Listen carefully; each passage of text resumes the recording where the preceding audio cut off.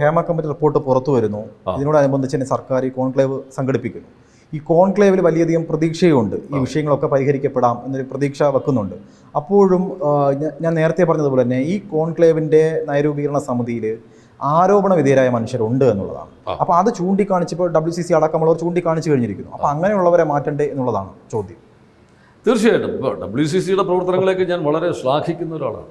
നമ്മുടെ നടി ആക്രമിക്കപ്പെട്ട കേസിൽ അവരുടെയൊക്കെ ഒരു വലിയ പോരാട്ടത്തെ നമ്മൾ സല്യൂട്ടാണ് അവർക്ക്.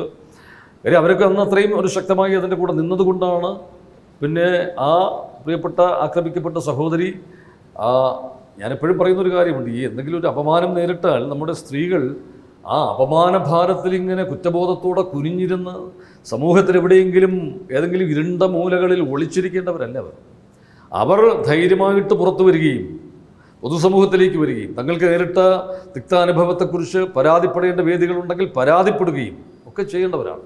അവർ ശരിക്കും ഇതിൻ്റെ ഒരു പോരാട്ടം നടത്തേണ്ടുന്ന പോരാളികളാണെന്നാണ് ഞാൻ അവരെ വിശേഷിപ്പിക്കുന്നത്. ഈ ബംഗാളി അങ്ങനെ ഒരു സഹോദരി ആ രീതിയിൽ ഒരു വലിയ പോരാട്ടത്തിന് മുന്നിൽ വന്നതുകൊണ്ടാണ് ഇന്നിപ്പോൾ ഒരു വലിയ ക്രിമിനൽ ജയിലിൽ കിടക്കുന്നത്. ആ അന്വേഷണം ഇപ്പോൾ ഇത്രയേറെ മുന്നോട്ട് പോകുന്നത് അതിൻ്റെ നിയമപരമായ ഒരു ഇതിലിരിക്കുന്നത് കൊണ്ട് ഞാൻ കൂടുതൽ വിശദാംശങ്ങളിലേക്കൊന്നും കിടക്കുന്നില്ല. പക്ഷേ അങ്ങനെ ഒരു പോരാട്ടത്തിന് സജ്ജമാക്കാൻ അവരുടെയൊക്കെ പ്രവർത്തനങ്ങൾക്ക് അവരുടെയൊക്കെ പ്രതികരണങ്ങൾക്ക് കഴിഞ്ഞു എന്നുള്ളതാണ്. അതിനെ തുടർന്നാണ് ഇപ്പോൾ ഹേമ കമ്മിറ്റി ഇങ്ങനൊരു ഇത് രൂപപ്പെട്ടതും അത് പിന്നെ ഒരു റിപ്പോർട്ട് സമർപ്പിച്ചതും. ഇത് മറ്റൊരു കാര്യം കൂടിയുണ്ട്, ഇതിപ്പോൾ നമ്മുടെ ഒരു സിനിമയുടെ ഒരു ചെറിയ ഒരു പരിപ്രേക്ഷ്യത്തിൽ മാത്രം ഒതുക്കി നിർത്തി ചർച്ച ചെയ്യേണ്ട ഒന്നല്ല. ഇത് അവിടുത്തെ സ്ത്രീകളെ മാത്രം അഡ്രസ്സ് ചെയ്യുന്ന ഒന്നുമല്ല. ഹേമ കമ്മിറ്റി റിപ്പോർട്ട് അഡ്രസ്സ് ചെയ്യുന്നത് ഈ നാട്ടിലെ മുഴുവൻ സ്ത്രീകളെയുമാണ്. ഇവിടെ എവിടെയും ഏത് മേഖലയിലും ഒരു ചൂഷണം നേരിടുന്ന, ഒരു പീഡനം നേരിടുന്ന സ്ത്രീകൾ, ഒരു അതിക്രമം നേരിടുന്ന സ്ത്രീകൾ, അവരെയെല്ലാം പ്രചോദിപ്പിക്കുന്ന, അവരുടെ അവകാശങ്ങളെക്കുറിച്ച് അവരെ ബോധ്യപ്പെടുത്തുന്ന, അവർക്കൊരു ആത്മധൈര്യവും ആത്മവിശ്വാസവും പകരുന്ന അങ്ങനെ ഒരു റിപ്പോർട്ടായിട്ട് കൂടി ഇതിപ്പോൾ മാറുകയും ഇതൊരു പുതിയ ഒരു കാലത്ത് വർത്തമാനകാലത്ത് ഇത് സ്ത്രീകളുടെ മുഴുവൻ എല്ലാ മേഖലകളിലുമുള്ള സ്ത്രീകൾ നേരിടുന്ന പ്രശ്നങ്ങൾക്ക് പരിഹാരമാകുന്ന തരത്തിലൊരു വലിയ ചർച്ചയായി ഇത് മാറുകയും ഇത് സ്ത്രീകളുടെ ഒരു പുതിയ ഒരു നവോത്ഥാനം പോലെ ആയി മാറുകയും ചെയ്യുന്നു ഈ റിപ്പോർട്ടെന്ന് ഞാൻ പറയും. ഇപ്പോൾ സ്ത്രീകൾ അവർ നേരിടുന്ന ലൈംഗിക ചൂഷണങ്ങൾ അല്ലെങ്കിൽ തൊഴിലിടത്ത് അവർ നേരിടുന്ന എന്തെങ്കിലും സമ്മർദ്ദങ്ങളായിക്കോട്ടെ, ഇത് തുറന്നു പറയാനുള്ള ഒരു ആർജവം അവർക്ക് ഉണ്ടാവണമെന്ന് പറഞ്ഞു കഴിഞ്ഞു. അപ്പോൾ ശ്രീലേഖ മിത്ര എന്തുകൊണ്ടായിരിക്കും 15 വർഷം കഴിഞ്ഞ് ഇത്തരത്തിലൊരു ആരോപണമായി മുന്നോട്ട് വന്നത്? അതിലെന്തെങ്കിലും ഗൂഢാലോചന ഉണ്ടെന്ന് കരുതുന്നുണ്ടോ? അല്ല, അതിനെക്കുറിച്ചാണ് ഇപ്പോൾ ശ്രീ രഞ്ജിത്ത് പറഞ്ഞത്. ഇത് ഈ ഹേമ കമ്മിറ്റി റിപ്പോർട്ടൊക്കെ വരുന്ന പശ്ചാത്തലത്തിൽ ഇങ്ങനൊരു ഇത് വന്നപ്പോൾ അതിൻ്റെ പിന്നിലൊരു ഗൂഢാലോചനയുണ്ട് എന്ന് ന്യായമായും അദ്ദേഹം സംശയിക്കുന്നുണ്ട്.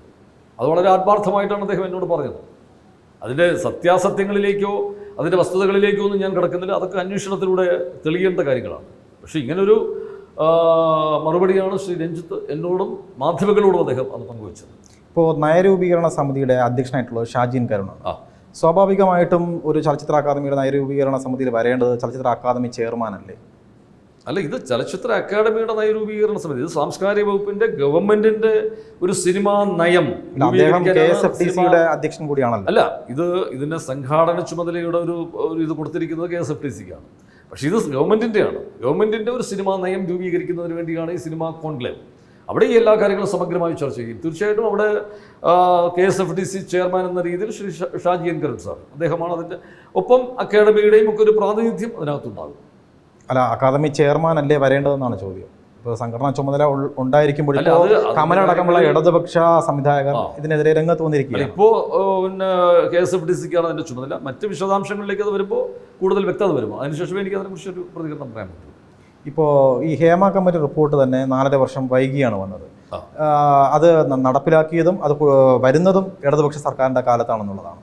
ഇതിനും വർഷങ്ങൾക്ക് മുന്നേ, കൃത്യം പറഞ്ഞു കഴിഞ്ഞാൽ 2014 ഓഗസ്റ്റ് മാസം ഒരു റിപ്പോർട്ട്, സിനിമയുമായി ബന്ധപ്പെട്ട റിപ്പോർട്ട്, അടൂർ ഗോപാലകൃഷ്ണൻ്റെ ഒരു റിപ്പോർട്ട് ഉണ്ടായിരുന്നു, കമ്മിറ്റി റിപ്പോർട്ട്. ആ റിപ്പോർട്ട് UDF സർക്കാരിൻ്റെ കാലത്ത് അത് പുറത്തു കൊണ്ടുവന്നില്ല. അതിൽ കൊണ്ടുവന്നിട്ടുള്ള അതിനെ പഠിച്ചിട്ടുള്ള പല നിർദ്ദേശങ്ങളും ഉണ്ടായിരുന്നു, കൊണ്ടുവരേണ്ട ഒട്ടനവധി ശുപാർശകളുണ്ടായിരുന്നു.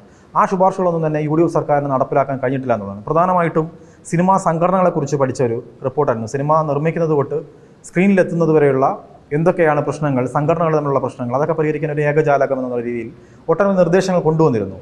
ആ റിപ്പോർട്ട് അന്ന് വന്നിരുന്നുവെങ്കിൽ ഇത്തരത്തിലുള്ള ഒരുപാട് പ്രശ്നങ്ങൾ പരിഹരിക്കപ്പെടില്ലായിരുന്നു. അതിനകത്ത് കുറേ വസ്തുതയുണ്ട്.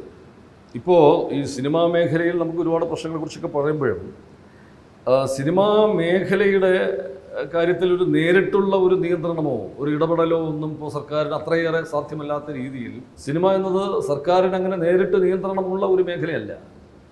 അവിടെ നടക്കുന്ന ഇപ്പോൾ കേരളത്തിൽ നിർമ്മിക്കപ്പെടുന്ന സിനിമകളുടെ വിവരങ്ങളുടെ ഒരു വിവരശേഖരണമെങ്കിലും ശരിക്കും സർക്കാരിൻ്റെ ഒരു തലത്തിൽ ഉണ്ടാകണം. ഇപ്പോൾ സംഘടനകൾക്ക് ഇവിടെ വലിയ സ്വാധീനമുണ്ട്, അവരുടെ വലിയ ശക്തമായ പ്രവർത്തനമുണ്ട്. അത് അവിടുത്തെ അംഗങ്ങൾക്ക്, സിനിമാ മേഖലയ്ക്കൊക്കെ വളരെ ഗുണപ്രദമായ രീതിയിലുള്ള ഒരുപാട് പ്രവർത്തനങ്ങൾ അവരുടെ ഭാഗത്തുണ്ട്. അവരുടെ എല്ലാ അവകാശങ്ങളും അവരുടെ എല്ലാം അതൊക്കെ സംരക്ഷിച്ചുകൊണ്ട് തന്നെ അതിനകത്തൊരു കടന്നുകയറ്റമൊന്നും ഉണ്ടാകരുത്. പക്ഷേ അതൊക്കെ നിലനിർത്തിക്കൊണ്ട് തന്നെ സിനിമാ മേഖലയെക്കുറിച്ച് ഒരു സമഗ്രമായ ഒരു ചിത്രം സർക്കാരിന് ഉണ്ടാകണം. ആ സിനിമാ മേഖലയുടെ ഒരു വിവരശേഖരണമെങ്കിലും പ്രാഥമികമായി നമ്മുടെ ഓരോ വർഷവും ഉണ്ടാകുന്ന സിനിമകളെക്കുറിച്ചുള്ള കൃത്യമായ വിവരങ്ങൾ ശേഖരിക്കുന്ന ഒരു സംവിധാനമെങ്കിലും ചുരുങ്ങിയ പക്ഷം സർക്കാരിൽ അങ്ങനെ ഒരു സംവിധാനമെങ്കിലും ഉണ്ടാവണം. പക്ഷെ നിലവിൽ അങ്ങനെ ഒരു സംവിധാനമില്ല, അത് വസ്തുതയാണ്. അതുകൊണ്ട് തന്നെയാണ് സിനിമാ രംഗത്ത് പലപ്പോഴും നമ്മൾ ഈ സിനിമയ്ക്ക് വേണ്ടി സംസ്ഥാന സർക്കാർ ഓരോ വർഷവും 25 കോടിയിലധികം ചിലവഴിക്കുന്നുണ്ട്. KSFDCക്ക്, ചലച്ചിത്ര അക്കാദമിക്ക്, ഫെസ്റ്റിവലുകൾ സംഘടിപ്പിക്കുന്നതിന്, ക്ഷേമനിധിയുടെ കാര്യത്തിൽ, അതുപോലെ സംസ്ഥാന ഫിലിം അവാർഡ് നൽകുന്ന, ഇങ്ങനെ നിരവധിയായ കാര്യങ്ങൾക്കായിട്ട് ഇത്രയും വലിയൊരു തുക ഈ മേഖലയുടെ ഉന്നമനത്തിനും ഈ മേഖലയുടെ വലിയ രീതിയിലുള്ള ഒരു ക്രിയാത്മകമായ മുന്നോട്ട് പോക്കിന് സഹായിക്കാൻ വേണ്ടിയിട്ട് ഒരുപാട്